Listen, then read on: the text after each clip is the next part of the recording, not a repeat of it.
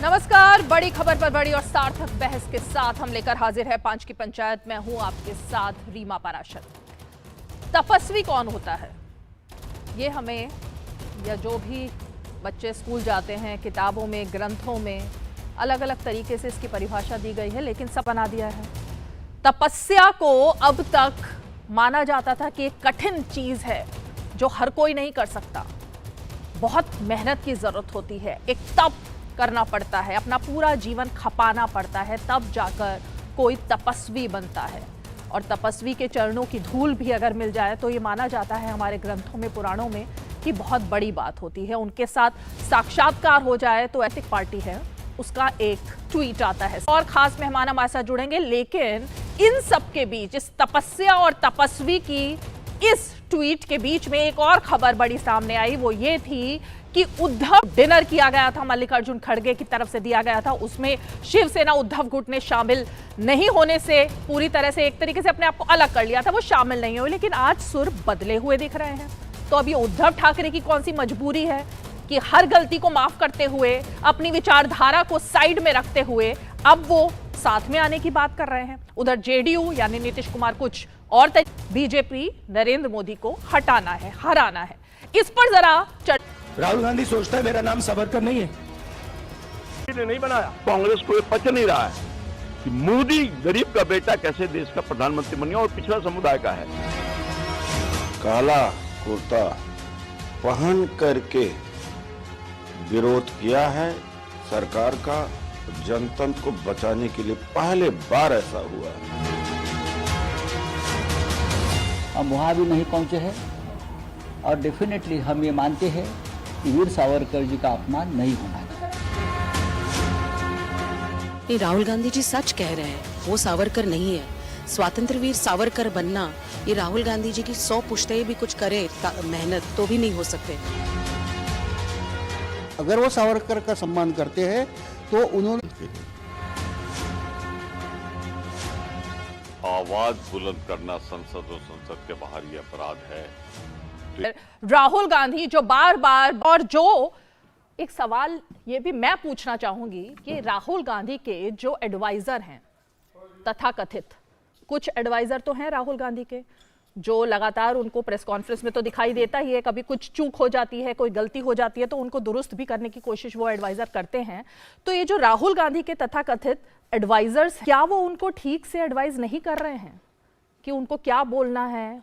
उनके एक बोल से, जो एक शेर कहा जाता है ना, बहुत ही फेमस शेर है, साथ आते गए कारवां बनता गया, एकजुटता पर सवाल खड़ा हुआ है, उससे शुरू करना चाहती थी। लेकिन ये ट्वीट जो राहुल गांधी ने तपस्या और तपस्वी के तौर पर बोल करके कर दिया है। जर्नल हमारे साथ इस वक्त जुड़ गया है। मैं परिचय अपने मेहमानों का आपके साथ में करवा देती हूँ। हमारे साथ स्टूडियो में आपसे ज्यादा बेहतरी के साथ तपस्वी और तपस्या की डेफिनेशन को कोई समझा पाएगा।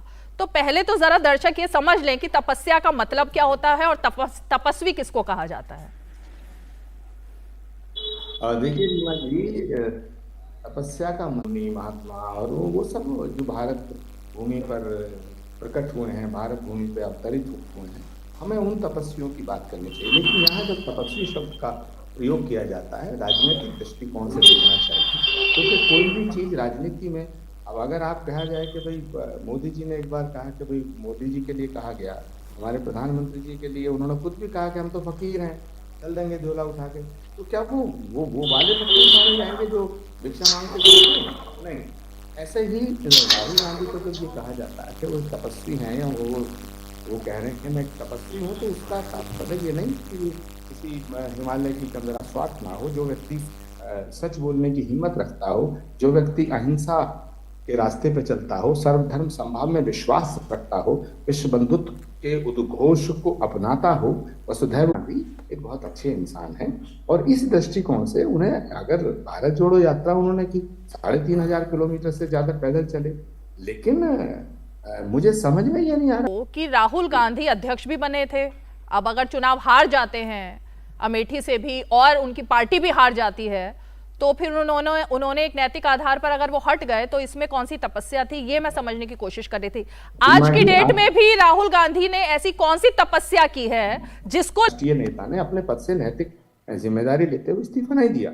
Rahul Gandhi only person in this country. Rahul Gandhi अकेले ऐसे राजनेता हैं जिन्होंने कांग्रेस पार्टी की अध्यक्षता को छोड़ा, नैतिक दायित्व का निर्वहन करते हुए छोड़ा। तो अब सवाल है कि अगर उन्होंने प्रधानमंत्री 24 में तो जब वो चुनाव लड़ने से उनको रोक दिया जा रहा है तो प्रधानमंत्री कैसे बनेंगे? तो उनको कन्विक्ट किया गया है, उनकी सदस्य। अब अगला प्रधानमंत्री अगर कोई होगा तो वो राहुल गांधी होंगे। अभी भी वो लगातार इसी बात को दोहरा रहे हैं। प्रमोद तिवारी ने तो ये भी कह दिया कि कांग्रेस पार्टी के अंदर एआईसीसी के लिए और खासकर राहुल गांधी, सोनिया गांधी और प्रियंका गांधी वाड्रा के लिए एक अलग तरीके का देश में कानून बनना चाहिए, उस कानून का पालन होना चाहिए, क्योंकि उन्होंने सैक्रिफाइस किया उनके परिवार ने। तो देश के हर कानून तिवारी ने कहा है। नहीं, गांधी परिवार ने नहीं कहा, प्रिविलेज लिया। गांधी परिवार को ईडी ने नोटिस दिया, बुलाया, सोनिया गांधी भी गई। राहुल गांधी कई घंटे, 50 घंटे इंट्रोगेशन झेलते हैं। कहाँ स्पेशल उनको ट्रीटमेंट दिया जा रहा? राहुल गांधी जी की अभी सदस्यता समाप्त हो गई। राहुल गांधी जी की सदस्यता तब समाप्त हुई जब कन्विक्ट किया गया, तो 24 घंटे का भी इंतजार नहीं किया गया। लोग ओके, ठीक है, मैं इस मुद्दे पर आऊंगी, लेकिन जरा बाकी सभी मेहमानों से पहला एक सवाल मेरा सबसे एक ही रहेगा कि कौन कौन राहुल गांधी को तपस्वी के तौर पर मानते हैं। आरपी सिंह जी, शुरुआत आपसे करती हूँ। तपस्या और तपस्वी, इस ट्वीट पर आपका क्या कहना है? क्योंकि आपको आपत्ति है या नहीं है? जो आचार्य जी ने बताया कि एक एक करके राहुल गांधी ने पद भी छोड़े, प्रधानमंत्री पे हाथ रखकर बता रहे हैं अंदर अंदर खेल क्या चल रहा है। षड्यंत्र तो चल रहा है कोई ना कोई। राहुल गांधी को बहाना क्या लगा जाता है कि 160 या 170 पेज की ट्रांसलेशन थी, गुजराती में था वर्डिक्ट, उसको हम ट्रांसलेट कैसे करते? अरे भैया, इसको तो 170 कार्यकर्ता आपके गुजरात में नहीं है जो आपके लिए जाते हैं उनको, ताकि वो खत्म हो मामला, उनका राजनीति, एक्टिव राजनीति से बाहर हो, ताकि जो हमारे आचार्य जी की जो नेता है वो आगे आ सके। शायद हो सकता है ऐसा हो, मतलब मुझे नहीं पता। आचार्य जी के मन में लड्डू फूट रहे अलग टाइप से कि नहीं ये हुआ तो मेरी नेता, मतलब नेता तो इनके राहुल गांधी भी है, परंतु जो हर आदमी के किसी न किसी एक के साथ एफिलिएशन हो जाती है। तो जितना मैं पढ़ता हूँ और देखता हूँ तो इनके मन में लड्डू फूट रहे हो कि चलो राहुल गांधी अब टिकाने लग गए, खुड्डे नाइन हो गए तो हमारे कार्यक्रम में। और एक बार नहीं, हर बार टाइटल को बनाते हैं और टाइटलर के ऊपर ठप्पा लगा हुआ है कि पुल बंगश वाले मामले के अंदर जगदीश टाइटलर इन्वॉल्व था। आप अहिंसा में विश्वास करते हैं, सिखों के आप किसी सिख से पूछ लें, सब सिख कहते हैं टाइटलर और कमलनाथ का नाम लेते हैं, और राहुल गांधी टाइटलर और कमलनाथ को आगे जरूर बोलेगा। तपस्वी समाज में समरसता की बात करता है। राहुल गांधी ने विदेश में जाकर कहा, सरदार जी आप सेकंड क्लास सिटीजन, एक सिख बच्चे को कहा you are second class citizen in India. आप समरसता की बात कर रहे थे या समाज में वैमनस्य फैलाने की बात कर रहे थे? जरा इस बारे में बता दी जाए। और मोदी जाति, जिसको मोद चांची तेली कहते हैं, उस जाति को लेकर जिस प्रकार के अपशब्द कहा कि सारे के सारे चोर है। आपने भी डेफिनेशन दी, यहाँ आरपी सिंह जी ने भी अपनी डेफिनेशन दे दिया तपस्वी को लेकर। तो ये राजनीतिक तपस्वी जो हैं, तो क्या सच में मन में लड्डू फूट रहे हैं क्या किसी के कि तपस्वी को रिटायर कर दो तपस्या के साथ, और अब कुछ और चेहरे सामने आएंगे? मैं तो आचार्य जी का नाम लेकर कह रहा हूँ। रीमा जी, पहली बात तो ये है, आरपी सिंह जी एक ऐसे चतुर प्रवक्ता हैं बीजेपी के, पॉलिटिकल वेंडेटा के तहत बीजेपी के नेता ने कराया।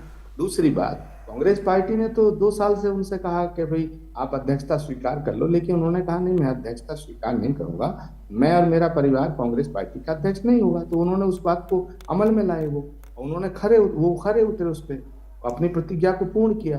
भारत जोड़ो यात्रा जब शुरू हुई तो आप जाते हैं आपको प्रॉब्लम, वो बद्रीनाथ जाते हैं आपको प्रॉब्लम है, वो वैष्णो देवी जाते हैं आपको प्रॉब्लम है, वो काशी जाते हैं आपको प्रॉब्लम है। वो नंगे पांव वैष्णो देवी की जब यात्रा उन्होंने की तभी ने प्रॉब्लम हुई।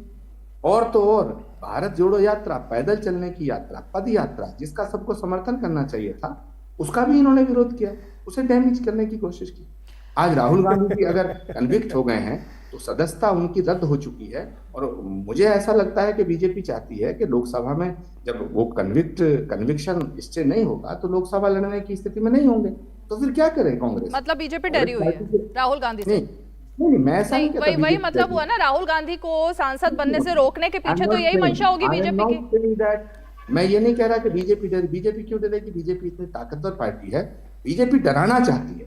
ओके। बीजेपी क्यों डरी हुई है? बीजेपी डराना चाहती है, लेकिन कांग्रेस पार्टी इसका फैसला लेगी कि कौन 2024 में नरेंद्र मोदी जी के सामने कौन चेहरा होगा जो प्रधानमंत्री पद का उम्मीदवार होगा। ये फैसला तो हम सब मिलकर करेंगे। ठीक है, मैं जरा किशोर जी, आपको आवाज आ रही है? क्योंकि मुझे लगा कि शायद आप तक आवाज नहीं आ रही। किशोर जी, चलिए मैं किशोर जी के पास जाऊंगी, लेकिन अनुप्रिया जी, यही सवाल मेरा आपसे है, क्या आप राहुल गांधी की तपस्या से प्रभावित हैं जेडीयू, और राहुल गांधी को तपस्वी मानती हैं आप, आपकी पार्टी मतलब? रीमा जी, मुझे लगता है इस सवाल का जवाब आपको कांग्रेस के प्रवक्ता हमारे आचार्य प्रमोद कृष्णन जी ने दे दिया। इस रूप में उन्होंने कहा, बहुत ही सरल शब्दों में, बहुत ही आसान शब्दों में उन्होंने बताया कि भाई एक तपस्वी होने का क्या मतलब है। हाँ। बट हम बीजेपी के प्रवक्ता आरपी सिंह जी को जो मैं सुन रही थी, उन्होंने बहुत ही चतुराई से एक बात कहा कि जिस तरह से मोदी टाइटल वाले लोगों को टारगेट किया गया या बदनाम किया गया, उसका ये परिणाम है कि कांग्रेस के जो नेता हैं राहुल गांधी जी, उनको आज अपनी सदस्यता खत्म करनी पड़ी, मतलब उनको बाहर निकाला गया। मैं एक बात पूछना चाहती हूँ कि क्या अगर चोर को चोर कहना, इसके लिए अगर कोई अपराध है तो मुझे ये बताइए कि कोई और शब्द बता दीजिए जिसको चोर को कहा जाए। ललित मोदी और नीरव मोदी, इसको चोर और भगौरा नहीं कहा जाए तो क्या कहा जाए? अनुप्रिया जी, एक सेकंड के लिए आपको रोकूंगी, एक सेकंड के लिए आपको रोकूंगी, क्योंकि आप शायद बयान को दूसरे तरीके से पेश कर रहे हैं। उसको मैं उसको ठीक करना चाह रही थी कि जिस बयान से आपत्ति थी और जिस बयान पर कोर्ट की तरफ से फैसला आया, जिस बयान को लेकर सजा दी गई, वो ये था कि देश में सभी मोदी सरनेम वाले चोर क्यों होते हैं। ये वही बात हो गई कि कहा जाए कि सारे रीमा पाराशर नाम के लोग चोर क्यों होते हैं, या अनुप्रिया नाम की जितनी भी महिलाएं हैं वो चोर क्यों होती हैं। ये उस तरह का बयान था जिसको लेकर आपत्ति थी, जो आप बोल रही हैं। ठीक है, आपके बयान को अगर मैं समझूं जिस तरह से आपने पेश किया, तो उस पे मुझे लगता है कि गिरिराज सिंह, आप जानते होंगे, एक बड़े नेता है बीजेपी के, उन्होंने कहा था कि क्यों ऐसा होता है कि जितने भी आतंकवादी होते हैं वो मुस्लिम होते हैं। क्या बीजेपी नेताओं के लिए या बीजेपी के लिए कि भारत में मुस्लिम समुदाय के लोग रहने वाले सभी आतंकवादी है? और जिस पीड़ा मोदी टाइटल को लेकर हुआ था, क्या ये पीड़ा मुस्लिम समाज के व्यक्ति के लिए नहीं होनी चाहिए थी? आप इसमें हिंदू मुस्लिम क्यों लेकर आ रही हैं अनुप्रिया जी? इस मुद्दे पर हिंदू मुस्लिम क्यों लेकर आ रही हैं आप? ये मुद्दा हिंदू मुस्लिम और अल्पसंख्यक और बहुसंख्यक की तो बात ही नहीं हो रही ना, ये तो एक सरनेम की बात हो रही थी। इसमें आप हिंदू मुस्लिम मत लेकर आइए, हिंदू मुस्लिम मत लाइए इसमें। नहीं, तो फिर मैं सवाल पूछ रही थी, उसका जवाब मुझे लेने दीजिए कि ललित मोदी और नीरव मोदी कैसे ये ओबीसी हैं, मुझे ये बताइए। ओबीसी कैटेगरी में ये आते नहीं हैं, और आपने एक तरह से यह कह दिया अपने भाषा में कि जितने भी अगर ललित मोदी को हम चोर कह रहे हैं और नीरव मोदी को चोर कह रहे हैं, तो आप कह रहे हैं कि ओबीसी के लोग चोर हैं। आप ये कहना चाह रहे हैं कि भाई जितने ओबीसी का अपमान हुआ है, तो ओबीसी का कोई अपमान नहीं हुआ है। चोर को चोर कहा गया है, भगौड़ा को भगौड़ा कहा गया है, और सरकार से पूछा गया है। अगर आप देखें तो बस ये अडानी प्रकरण के बारे में जब से सवाल पूछा है राहुल गांधी जी ने, इसकी एक घबराहट कि देश की जनता ना पूछने लगे 2024 में कि 20,000 करोड़ रुपए आखिर कैसे अडानी के पास में है, कैसे अडानी 6 से 9वें नंबर से दूसरे नंबर के पूरे विश्व में सबसे अमीर व्यक्ति हो गए। क्या इससे भी बड़ा कोई सवाल है? हिंडनबर्ग की जब रिपोर्ट आती है, एक भी बीजेपी के नेता या अनुप्रिया जी, ओके, मैं समझ गई आपका पॉइंट। अनुप्रिया जी, मैं आपका पॉइंट समझ गई। ओके, हमारे सरकार पे लगी है तो क्या बाहर निकल के बीजेपी की अनुप्रिया जी, मैं आपका पॉइंट समझ गई, मैं आपका पॉइंट समझ गई अनुप्रिया जी। इसका मतलब हम ये निकालें कि जेडीयू, नीतीश कुमार जो अभी तक चुप थे इस पूरे मसले पर, वो राहुल गांधी के इस बयान के साथ खड़ी हुई है पार्टी, मैं ये मानूं? नहीं रीमा जी, आप बयान का तो जितना भी होना था उसका फैसला तो कोर्ट ने कर दिया है। हाँ। अब तो उस पे तो सुप्रीम कोर्ट में लोग जाएंगे, उसकी कार्रवाई होगी, तो फिर दिक्कत क्या है? लेकिन दिक्कत यही है कि अब चोर को चोर नहीं कहे तो क्या कहे, मुझे इतना बस बता दीजिए। आरपी सिंह जी जवाब देंगे, फिर मैं किशोर जी। ओके, आरपी सिंह जी जल्दी से बोलिए। मैं चाहूंगा डिबेट खत्म होने से पहले आप कृपा कर राहुल गांधी का जो बयान उन्होंने दिया था उसको आप एक बार प्ले करते हैं, जिसमें वो कह रहे हैं क्या सारे मोदी नाम वाले सब चोर होते हैं क्या? उन्होंने नीरव मोदी का जो नाम लिख लिया, परंतु उन्होंने सारे मोदी नाम के लोगों को चोर बताया। और मोदी एक जाति है, मोत घांची तेली नाम से एक जाति है, आपने उन सबको चोर बताया। आपको लगता है कि बिहार के अंदर आप पिछड़ी जाति वालों को चोर बताते हैं, तो अगर जेडीयू इस पक्ष में है तो मुबारक को आपको, हम इस पे भी लड़ाई लड़ेंगे आपसे। अरे बहन, आपको रोका नहीं मैंने, आपको टोका नहीं बहन, आपको टोका नहीं। 10 मिनट मैंने बोला, हाथ रिक्वेस्ट करी, मैंने टोका नहीं आपको एक बार भी। तो अगर आपको लगता है कि नीतीश कुमार और जेडीयू आज पूरी की पूरी पिछड़ी जाति के साथ ना खड़े होकर राहुल गांधी के साथ खड़े होंगे, तो बधाई हो आपको, ठीक है, ये आपका फैसला, आपका स्वागत है इस फैसले का, हम तो कर सकते हैं, परंतु हमारा विरोध है और हमारा विरोध रहेगा, क्योंकि आप पिछड़ी जाति के साथ अगर इस प्रकार, अगर सो कॉल तपस्वी इस प्रकार की भाषा इस्तेमाल करेगा तो वो ठीक नहीं है, समाज के अंदर वैमनस्य फैलाएगा, वो ठीक नहीं है। दूसरी बात, एक मिनट, क्या नीतीश जी ने आई लव यू कह दिया क्या? सलमान खुर्शीद जी ने थोड़े दिन पहले कहा। सिंह आपके नेता है ना, और क्या आपने ये मान लिया है कि जितने भी मुस्लिम हैं या आपको अधिकार है, आप कोर्ट में जा सकती हैं, आपको लगता है कि कोई गलत बयानबाजी है तो आपको कोर्ट में जाने का अधिकार है। आपने छीन लिया। अगर आपके पास किस तरह की, अगर आपको लगता है तो कोर्ट में जाना चाहिए। चलिए ठीक है। देश में बहुत लोग हैं जो, तो मैं पूछे, क्या आपकी संवेदना कहाँ थी उस समय में? क्या अनुप्रिया जी, मैं इस डिबेट को डाइवर्ट नहीं करना चाहती। अनुप्रिया जी, आपको शो करना चाहिए, आपको करना चाहिए। अनुप्रिया जी, मैं, हमारे नेता ने सार्वजनिक तौर पर लाखों की सभा में ये कह दिया कि सावरकर हमको पूजनीय है, वो हमको दैवत है और उनका अपमान हम नहीं सहेंगे, और ऐसा ही अपमान होता रहा तो हमें हमारा निर्णय लेना पड़ेगा। ये तो बात हमने कही। कब लेंगे निर्णय? लेकिन मैं एक मिनट, कब? मैं अभी बता रहा हूं कि जिस तरीके से महाराष्ट्र के अंदर सेंट्रल एजेंसीज का यूज कर और 5,000 करोड़ रुपए का यूज कर आरपी सिंह जी, आपकी पार्टी ने हमारी पार्टी को तोड़ डाला। हमारे मुख्यमंत्री उद्धव जी रहते हुए उन्हें सत्ता से दूर किया। तो हमारा तो मेन टारगेट यही है कि मोदी जी को उनकी जगह बताना है। अगर सावरकर जी पे फैसला ले लिया होता तो आरपी सिंह जी एक करके जी चलिए, माफी बोलिए किशोर जी, किशोर जी। अरे आरपी सिंह नहीं, किशोर जी माफी बोला, मैंने माफी बोल दिया। अडानी पे सवाल उठाने पर आप किशोर तिवारी जी इतने मचल किशोर जाते, किशोर तिवारी जी विचारधारा से ऊपर अब नरेंद्र मोदी हो गए हैं आपके लिए? नहीं, विचारधारा हमारा टारगेट नरेंद्र मोदी को हटाना है, तो विचारधारा वीर सावरकर है, हटाना नरेंद्र मोदी को है, तो कौन ज्यादा ऊपर है आपके लिए अभी? अरे रीमा जी, देश के सामने अस्तित्व का चैनल है और हमारा प्रजातंत्र खतरे में आ गया है। जिस प्रकार के लोगों ने अपनी सत्ता हत्या ली है, वो तो बड़ी गंभीर विषय है और इसके लिए हमने सहनशीलता बताकर अब ये निर्णय लिया है कि 24 में सब विपक्ष एक जगह आएंगे। लेकिन मैंने अभी एक डिबेट में बोला था आचार्य प्रमोद कृष्णन को कि आपके नेता को इतना तो आप सलाह दे दो कि रीजनल पार्टी के जो एस्पिरेशन है या उनके श्रद्धा स्थान है उनको हर्ट न किया जाए। आज अब देश महंगाई के लिए लड़ रहा है, बेरोजगारी के लिए लड़ रहा है। 10 साल की निकम्मी सरकार को हटाने के लिए काम करना है और उसके लिए नीतीश कुमार आए हैं, उद्धव जी आए हैं, सब लोग आएंगे। अब टीएमसी भी आ रही है। ठीक है, देखिए आरपी सिंह जी, आपके दिन बुरे आ रहे हैं। किशोर जी एक सिंपल सवाल का जवाब दीजिए प्लीज, एक सिंपल सवाल का जवाब दीजिए, फिर मैं जरा रामकृपाल जी के पास जाऊंगी।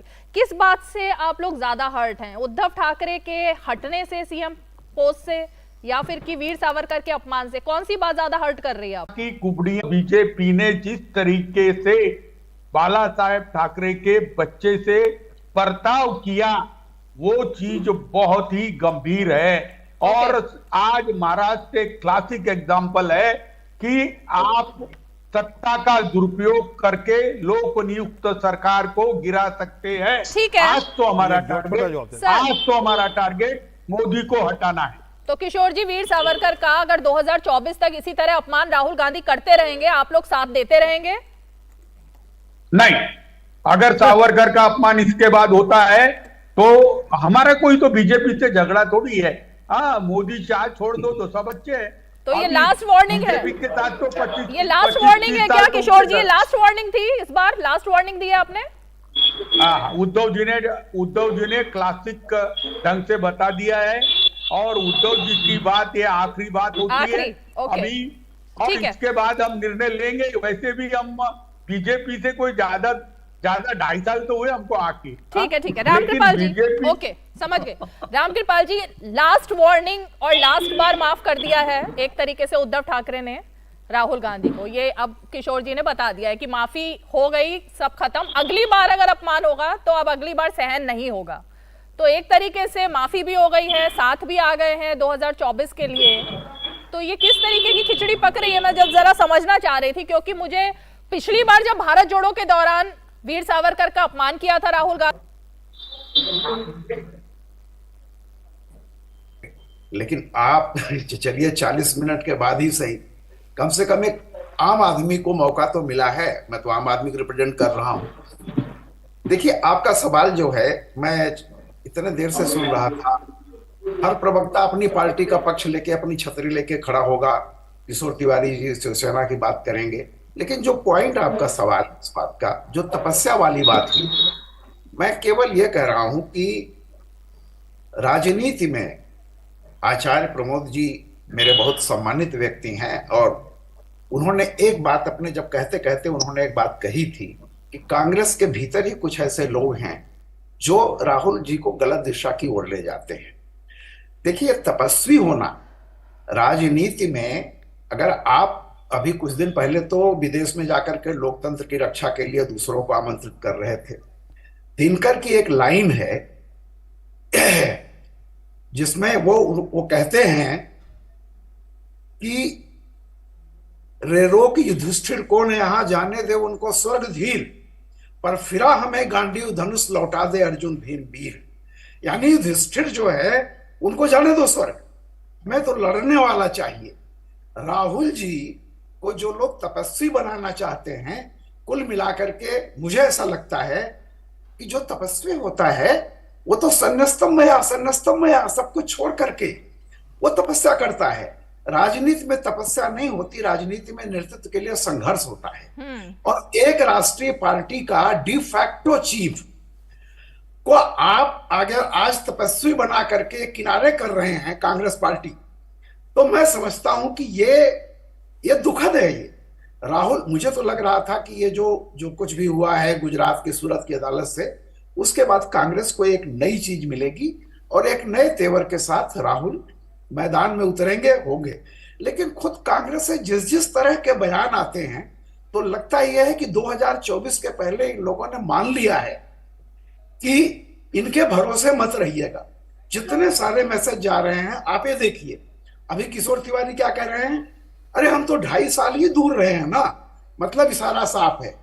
हमेशा क्या है कि दो विकल्प लेके चलिए, दो विकल्प लेके चलिए, बीजेपी भी है और कांग्रेस भी है। ठीक है रामकृपाल जी, मैं इसका जवाब मैं आचार्य प्रमोद कृष्णन जी के पास आकर लूं, लेकिन एक बार जरा हम बीजेपी मुख्यालय चलते हैं। संबित पात्रा इसी मुद्दे पर एक बयान दे रहे हैं, उसके बाद हम वापस लौटेंगे।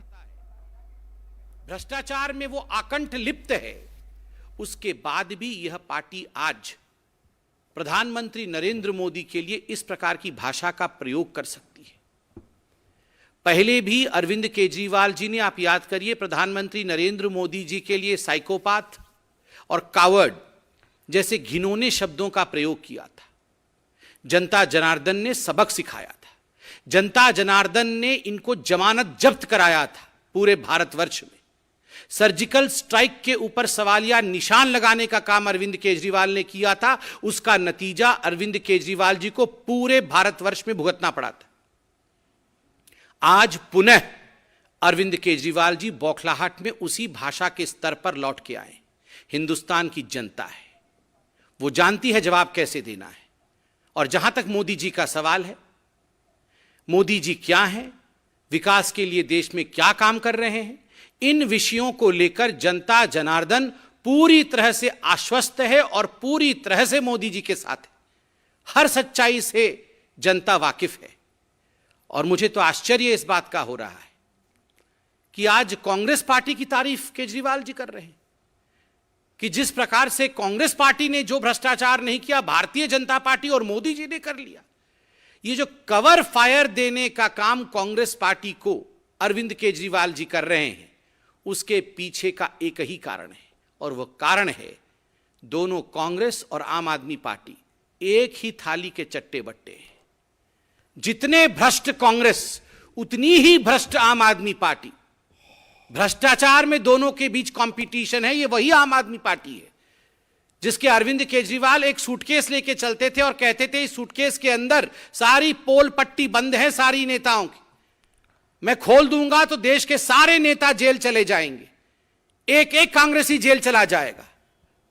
और आज इतने वर्षों के बाद एक भी नेता के खिलाफ सबूत देना तो दूर की बात है, आज कांग्रेस के साथ और बाकी भ्रष्टाचारी नेताओं के साथ खड़े होकर उनके पक्ष में बोलने का काम अरविंद केजरीवाल जी कर रहे हैं। ये जो बौखलाहट अरविंद केजरीवाल जी की है, ये जो भाषा के स्तर का प्रयोग अरविंद केजरीवाल जी कर रहे हैं, अरविंद जी हम आपके स्तर पे आके आपको जवाब नहीं देना चाहते। हिंदुस्तान की जनता आपको जवाब देगी और हिंदुस्तान की जनता दिखाएगी कि भ्रष्टाचार के खिलाफ लड़ना कितना अनिवार्य है। आप कहते थे भ्रष्टाचार के खिलाफ सबको एकजुट हो जाना चाहिए, मगर आज आप ही गाली देते हुए प्रधानमंत्री जी को संबोधित कर रहे हैं। वो प्रधानमंत्री जिसने ये प्रतिज्ञा लिया हुआ है, न खाऊंगा न किसी को खाने दूंगा, और जो खाया हुआ है उसे सोने भी नहीं दूंगा चैन से। इतने गाली के अलावा मुझे लगता है आपको अपने मंत्रियों के ऊपर, अपने ऊपर भी अंकुश लगाना चाहिए कि आप भ्रष्टाचार के दायरे से बाहर आके विकास के कुछ काम करें। बहुत बहुत धन्यवाद। तो संबित पात्रा की तरफ से ये प्रेस कॉन्फ्रेंस की गई और उसमें उन्होंने अरविंद केजरीवाल ने जिस तरह से प्रधानमंत्री के लिए जिन शब्दों का इस्तेमाल किया उसको लेकर सवाल खड़े किए। ये कहा कि पहली बार देश में ऐसा हो रहा है कि 12वीं पास कोई प्रधानमंत्री बनकर आया और इसीलिए देश की दुर्दशा है, और तमाम बातें उन्होंने प्रधानमंत्री के लिए इस्तेमाल की। और इसीलिए आचार्य प्रमोद कृष्णन जी, मैं आपके पास आना चाहती हूँ क्योंकि बार हम तपस्वी की बात कर रहे हैं। राहुल गांधी अगर एक पत्रकार के सवाल से इतना बिफर जाते हैं कि वो पत्रकार को किस तरह से बोलते हैं वो तो मैं रिपीट ही नहीं करना चाहती। जिस तरह के शब्द का उन्होंने इस्तेमाल किया था, ये भी एक तपस्वी की, आजकल के तपस्वी की भाषा हो सकती है। हमने तो यही देखा है कि तपस्वी और तपस्या, और हम आपको भी देखते हैं कि कितनी सभ्य भाषा के साथ आप डिबेट में भी बैठते हैं, आपके ट्वीट्स भी देखते हैं। लेकिन ये तपस्वी जो राहुल गांधी हैं, और अब तो अरविंद केजरीवाल भी लगता है कुछ दिनों में खुद को तपस्वी कह सकते हैं इस तरीके की भाषा बोलने के बाद।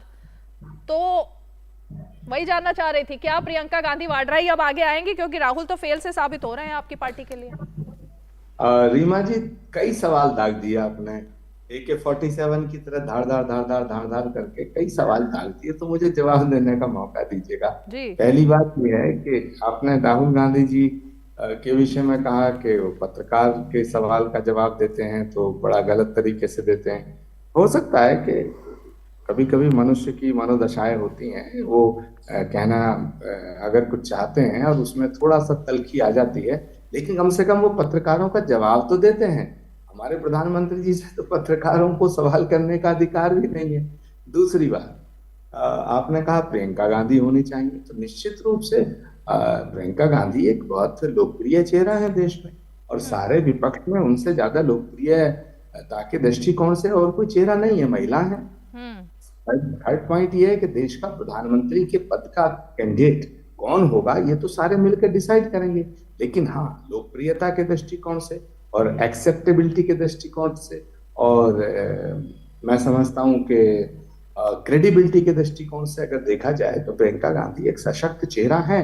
उनको अगर कांग्रेस पार्टी आगे लाती है तो लड़ाई एक रोचक मोड़ पे आएगी, क्योंकि अगला चुनाव जो होने जा रहा है, मुझे लगता है कि वो चेहरे का चुनाव होगा कि नरेंद्र मोदी जी एक तरफ है और दूसरी तरफ प्रधानमंत्री के पद का उम्मीदवार कौन होगा। हालांकि मेरी राय से बहुत से विपक्षी दलों के नेता सहमत नहीं है, क्योंकि जो रीजनल पार्टीज हैं वो भी अपने अपने नेताओं को प्रधानमंत्री बनाने की बात कर रहे हैं, सोच रहे हैं, और सोचना भी चाहिए। लेकिन मुझे लगता है कि इस पे गहन चिंतन की आवश्यकता है। तीसरी बात यह है, अभी अनुप्रिया जी ने जो बात कही, मैं उनसे सहमत हूँ कि राहुल गांधी ने किसी भी कम्युनिटी का अपमान नहीं किया। राहुल गांधी ने ना तो ओबीसी का अपमान किया, राहुल गांधी जी ने बिल्कुल नहीं किया। लेकिन अगर थोड़ी देर को आप माने कि राहुल गांधी जी ने ऐसा कहा कि भाई जितने भ्रष्ट हैं, चोर हैं, वो मोदी हैं, तो मुझे बताइए जो सारे मोदी हैं वो तो चोर नहीं है। लेकिन अगर कोई चोर मोदी है तो उसे क्या कहा जाए? क्या ये ना कहा जाए? उसे क्या कहा जाए, है ना? तो मैं ऐसा मानता हूं कि राहुल गांधी जी एक संभ्रांत परिवार से आते हैं, वो किसी का अपमान नहीं करते हैं। लेकिन अब उनके कन्विक्शन हो चुका है। अब राहुल गांधी जी अपील क्यों नहीं कर रहे हैं? राहुल गांधी जी को लोग साइड में ले जाना चाहते हैं, राहुल गांधी जी को खुडे लगा दिया गया। अरे भाई, बीजेपी ने मुकदमा दर्ज करा, अदालत ने फैसला दे दिया, लोकसभा ने इतनी जल्दी उनकी सदस्यता रद्द कर दी, तो क्या हम अपील और दलील के चक्कर में पड़े रहे?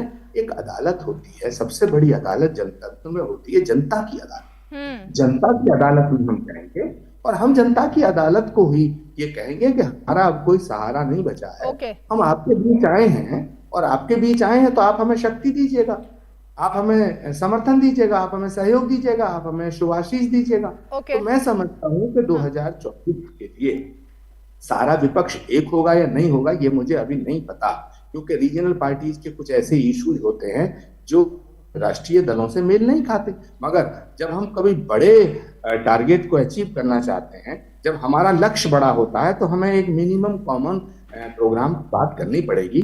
मैं किशोर तिवारी जी की एक बात से सहमत हूँ कि व्यक्ति को अपनी अभिव्यक्ति की आजादी है। राहुल जी के विषय में सावरकर जी क्या है क्या नहीं है, लेकिन महाराष्ट्र की जनता उनको बहुत सम्मान की दृष्टि से देखती है। और मैं जहां तक प्रमोद जी एक इसी से जुड़ा हुआ सवाल जो आप बोल रहे हैं, आपने कहा कि प्रियंका गांधी ज्यादा क्रेडिबल है, तो मतलब ये एक तो मैं समझना चाह रही थी कि क्रेडिबिलिटी की जो बात है, राहुल गांधी से ज्यादा प्रियंका गांधी क्रेडिबल हैं, ये बात। और दूसरा ये जो आपने बात कही, ये कौन लोग हैं राहुल गांधी के सलाहकार जो उनको सलाह ऐसी देते हैं कि वो इस तरह से करें? ये कौन? आप तो इतना विशेष तरीके से जानते हैं ना उनके सारे लोगों को, गांधी परिवार को। ये एडवाइजर्स कौन है राहुल गांधी के आखिर, जो उनको गलत तरीके से आगे बढ़ा रहे हैं? प्रमोद कृष्ण जी नहीं है। देखिए आरपी सिंह जी तो मेरा वध कराना चाहते हैं। नहीं, मैं तो कह रहा हूँ अगर आप होते तो ऐसी गलती नहीं करते वो। मैं तो आपकी तारीफ कर रहा हूँ। आपकी नजदीकी प्रियंका जी से सबको पता है, इसमें कोई बार वो चलिए वो अलग बात है। आशीर्वाद प्रियंका वो तो कह चुके हैं ना, वो ज्यादा क्रेडिबल है प्रियंका गांधी वाड्रा, वो तो अभी उन्होंने कहा ही है प्रमोद जी ने। नहीं, रीमा जी, पहली बात, मैंने ये बिल्कुल नहीं कहा कि प्रियंका गांधी और राहुल गांधी में कोई तुलना की, मैंने ऐसा नहीं है। लेकिन क्योंकि राहुल गांधी जी को आपने संसद की सदस्यता से खारिज कर दिया, अब राहुल गांधी जी 2024 के चुनाव लड़ेंगे नहीं लड़ेंगे, it will decide by higher court. But अगर राहुल गांधी जी चुनाव नहीं लड़ पाएंगे तो वे प्रधानमंत्री के पद का कैंडिडेट तो हमें देना पड़ेगा ना।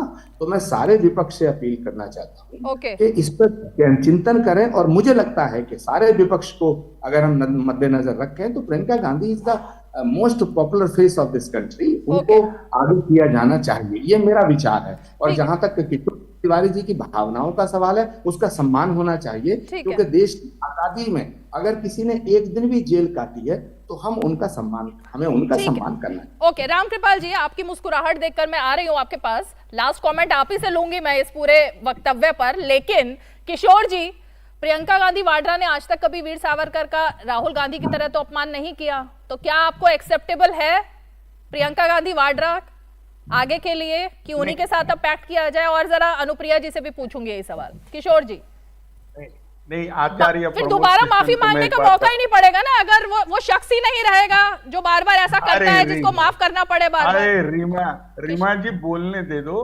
कि आचार्य प्रमोद कृष्णन, मैं पूछता हूं लोगों से तो मुझे लोग कहते हैं कि इंदिरा जी की छवि हमको प्रियंका में दिखती है। तो मुझे लगता है कि प्रियंका गांधी भारत में पंतप्रधान बनने के योग्य है और उनके पास कमान देनी चाहिए। ये जो प्रमोद की बात है, प्रमोद कृष्णन जी के आचार्य जी की, उस बात से तो मैं सहमत हूँ, ये मेरा व्यक्तिगत मत है। लेकिन ये तो बहुत बड़ी न्यूज है रीमा जी, आपके चैनल पे आज देखिए किशोर तिवारी जी ने मेरी बात का समर्थन किया, ये तो बहुत बड़ी न्यूज है, ब्रेकिंग न्यूज है।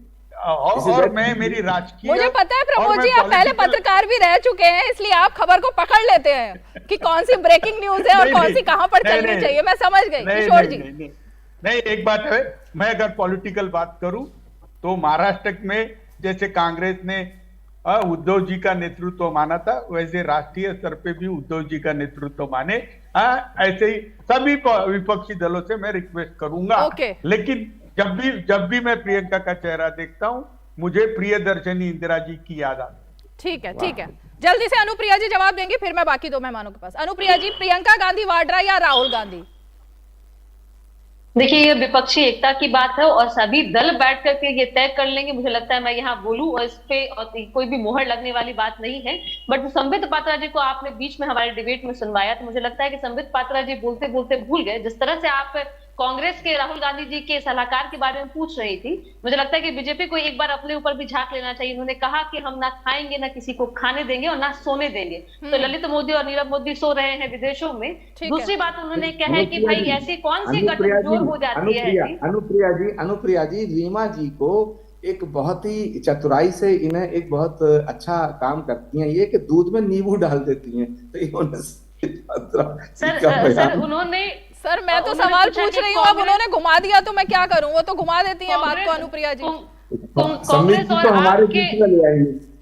कांग्रेस और आपके संबंधों के बारे में पूछ रही थी। एक सवाल यह है कि महबूबा मुफ्ती के साथ में अगर बीजेपी जा सकती है तो राजनीतिक परिदृश्य में कभी भी कल भी कुछ भी हो सकता है। तो जब महबूबा उनको तो कल 2024 में वक्त कम है अनुप्रिया जी, वक्त कम है, क्योंकि जिस तरह की लोकतंत्र पे खतरा है और देश को बचाना है, इसलिए भाजपा मुक्त भारत के ठीक है, वक्त कम है। रामकृपाल जी, एक लाइन में जल्दी से फाइनल कमेंट आपका और फिर आरपी सिंह जी, फिर मैं समाप्त करती हूँ।